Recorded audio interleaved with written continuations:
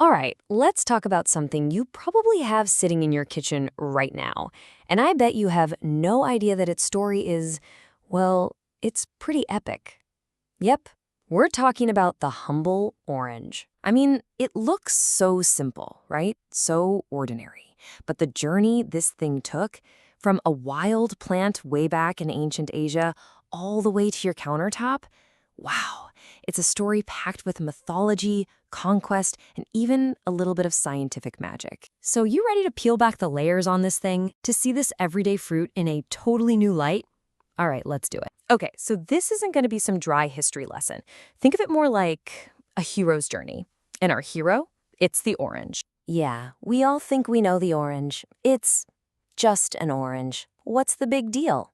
Well, trust me, by the end of this, you're going to see it as a total survivor, a world traveler, and hey, maybe even a little bit of a celebrity. So where do we even start? Let's go way back. Our story kicks off in the ancient world, a time when the orange was actually more of a legend than something you could, just eat. The timeline here is it's staggering. Think about it. The very first wild citrus fruits pop up around 4000 BC in Southeast Asia. For thousands of years, they were just this regional treasure. The first time we see it written down is in China, around 2200 BC. Fast forward to 310 BC, and you've got stories of these golden apples making their way to Greece. But it took until the 10th century, the 900s, for the fruit to finally start its long, slow journey west on the Silk Road. And get this, the orange even worked its way into philosophy. You've probably heard someone call their soulmate their other half, right? Well, in Spanish, the phrase is media naranja, which literally means half orange.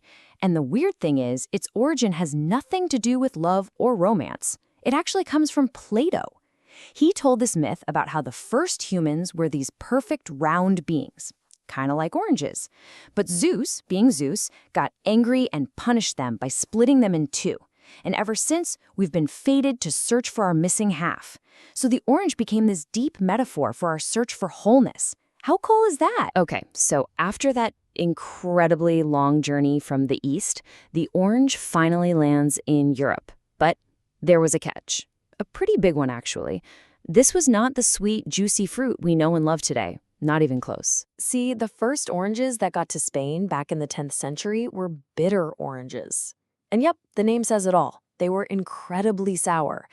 People thought they were beautiful, don't get me wrong. They smelled amazing, so they planted the trees in gardens just for decoration.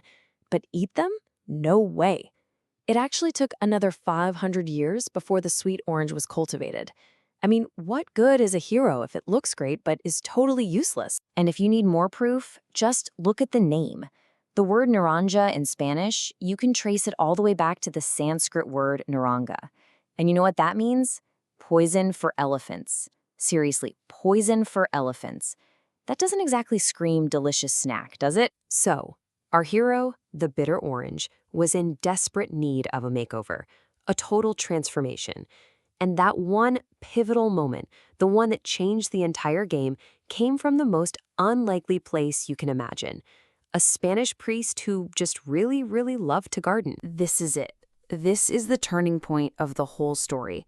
We're in the late 1700s, in a little town in Spain called Carcaixent.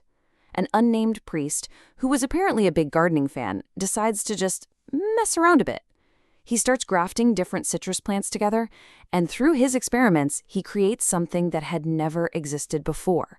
The first genuinely sweet, totally edible orange.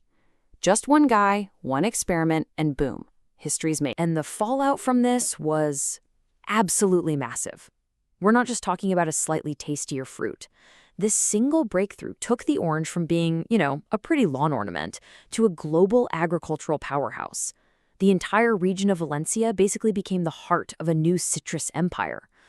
All because one guy in his garden thought, I wonder what happens if I try this. All right, so our hero has finally transformed into the sweet superstar we all know today. But the story's not over. Now, let's dig into some of its hidden secrets, its little superpowers. And some of these are things you can actually use. Okay. Picture this. You're at the grocery store, standing in front of a big pile of oranges. Could you pick out the sweetest one just by looking at its skin? I know, it sounds crazy, right? But it turns out a botanist back in the 1800s figured out the secret. It's called the Poitou principle.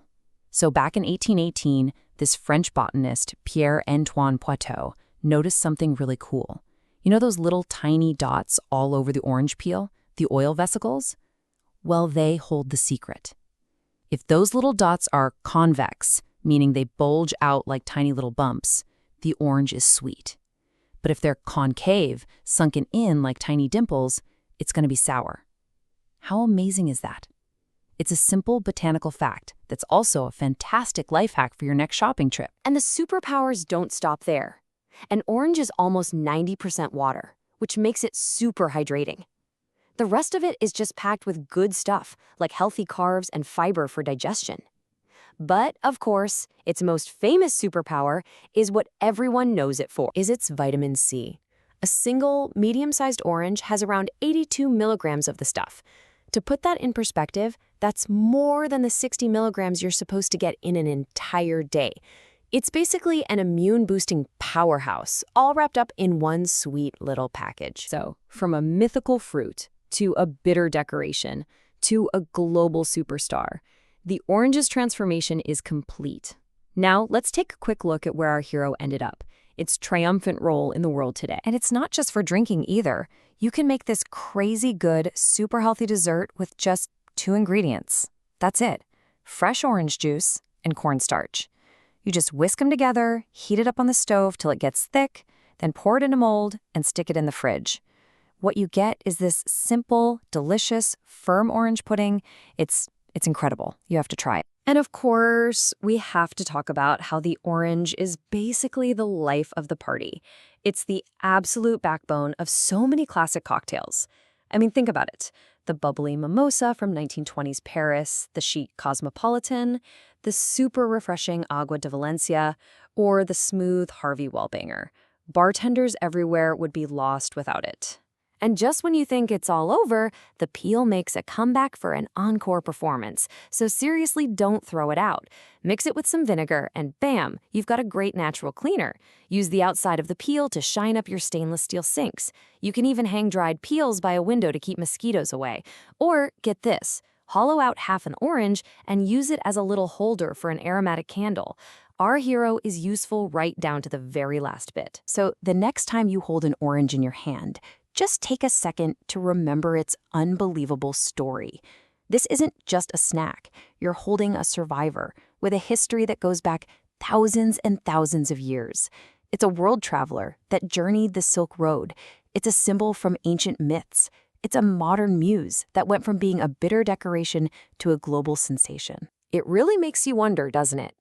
What other ordinary, everyday things are all around us, hiding their own secret, totally epic stories, just waiting for someone to peel back the layers?